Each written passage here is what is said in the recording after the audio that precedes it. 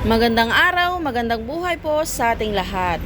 Maaga pa lang po ay sinimulan na po naming magluto ng aming kakanin.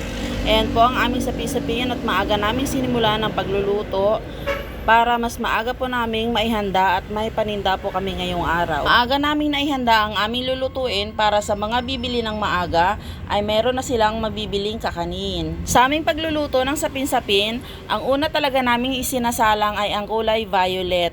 At kung yan po ay nakikita nyo, luto na. Ang sunod naman po naming isasalang dyan ay ang kulay dilaw. Kasalang ko nyan ay aantayin ko lang ng 15 to 20 minutes hanggang siya ay maluto at ang susunod naman na kulay ay ganun din katagal ang oras ng pagluluto.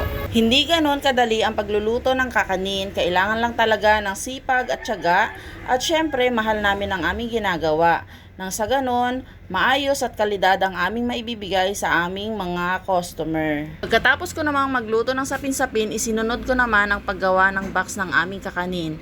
Pinapalamig ko muna ang aming nalutong sapin-sapin, nang sa ganon ay mas maganda siyang ikat mamaya. Sa ngayon, ako lang muna ang nag-iintindi ng aming paninda dahil ang aking asawa ay umi-extra muna sa pagdadrive ng truck. Sa aming hanap buhay, tulungan lang talaga palagi. Medyo nakakapagod ang pagluluto pero mahal namin ang aming hanap buhay. Naglaga na din ako ng saging para sa aming almusal at syempre may prito na ring isda para sa aming almusal at pangbaon na din ng aking anak sa school. Di naman kasi yan mapili sa baon, basta kung ano na lang yung ibigay namin sa kanya, okay lang sa kanya. Sangag na rin ako ng kanin para sa aming almusal. Yan yung tira naming kagabing kanin para hindi masayang. Isinangag ko na rin. Pagkatapos ko magluto, kumain na din kami. At ayan, dumating na ang mga order kong box para sa aming mga kakanin.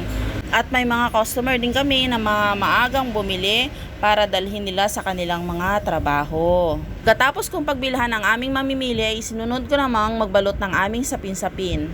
Halos 1 oras ko ring inantay yan para mapalamig. Nang sa ganun, hindi siya ganun kahirap balutin. Pagbabalot naman ay matagal kong ginagawa yan. Isa-isa kong babalutin para hindi siya magdikit-dikit. At sa mga nagtatanong nga po pala kung ilang piraso sa isang kahon ang aming sapin-sapin, yan po ay mabibili nyo 12 pieces, individually wrapped and cut na po yan.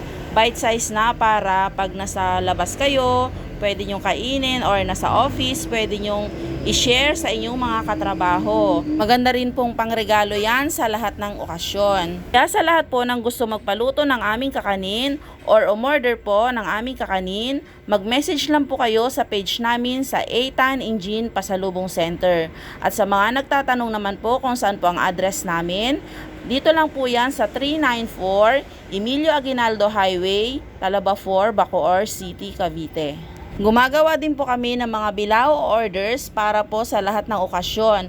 Mag-message lang po kayo sa page namin sa Eitan Engine Pasalubong Center. At yan po, tapos na po akong magbalot ng aming kakanin at yan po ay ang sapin-sapin. 12 pieces po sa isang box ang aming sapin-sapin. Kaya bumili na po kayo at bumisita po kayo dito sa aming tindahan. Kaya sa mga gusto magpa-deliver, mag-message lang po kayo sa page namin, Eitan Engine Pasalubong Center. Naka-promo din po kami ngayon, 7 for 1,000 pesos na lamang po. Malaki pong discount para po sa lahat ng aming mamimili. Maraming salamat po sa lahat ng nag-follow sa page po namin. Thank you po. Pa-like and share na rin po sa mga videos po namin. Maraming salamat po.